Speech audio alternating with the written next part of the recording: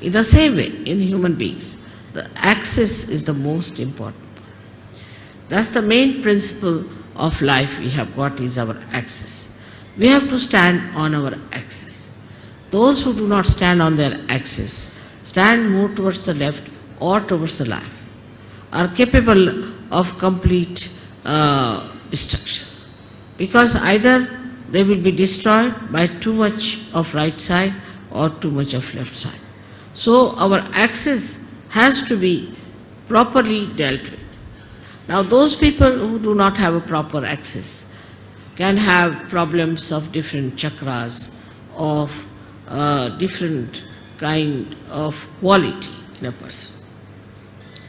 A person who stretches his axis too much, puts back his head like this, is a person who is very right-sided and creates problem with his ego. And the one who absolutely bends down like a slavish person also is a person who goes towards his destructiveness.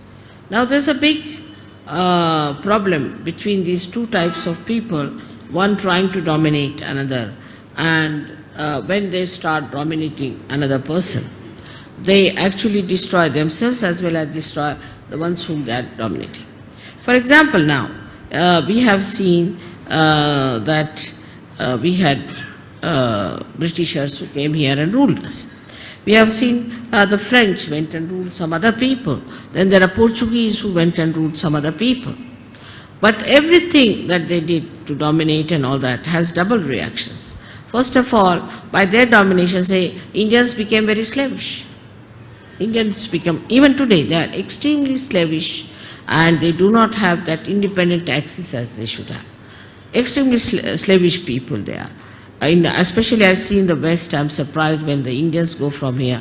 I find they are so very slavish. They try to sort of do all kinds of slavish acts to please the white-skinned people. The white skin became sort of a very adorable stuff in it. That added to the ego of the whites. Added to the ego of the whites, and today you see what's happening is all that ego is destroying them. They are on the verge of destruction because of their ego. So it is so unnatural and it is so superficial. One has to understand that what is the best within a human being is his axis. And everybody has an axis, and one must respect the axis of every person. In Sahaja Yoga, I don't know you by your faces so much. I know you by your chakras, by your sushumna, what sort of a sushumna you have. If you have a deep sushumna, I know you as a deep person. If you have a superficial sushumna, I know you as a person with a very superficial type of a sushumna. And even if you make up something by sort of being very nice or good or talking about Sahaja Yoga or knowing too much about Sahaja Yoga and saying things which will baffle normally anyone as if you are masters of Sahaja Yoga, I know how deep you are. So the depth on the axis is more important than anything else. Your axis has to be very deep. Now you will say that, Mother, the axis is the same as it is. So how can it be deep? So in the axis, as you see, is made in human beings, is like a 3.5 coiled paper-like thing. And the inside of it is the Brahmanadi. The Brahmanadi is a very, very small little, we can call a very, very hair-like thing, where only a hair-like Kundalini can pass through. But when the person is deep, this Brahmanadi is bigger, and all the rest of them, which are coiled into each other, are smaller. While the people who are not deep, their outside, what you call the foldings, are bigger than the inside small thing. Now such people could be apparently very dynamic, may look very intelligent, may look very smart, may look to be very good looking, or whatever it may be, outwardly. But inwardly they are not deep.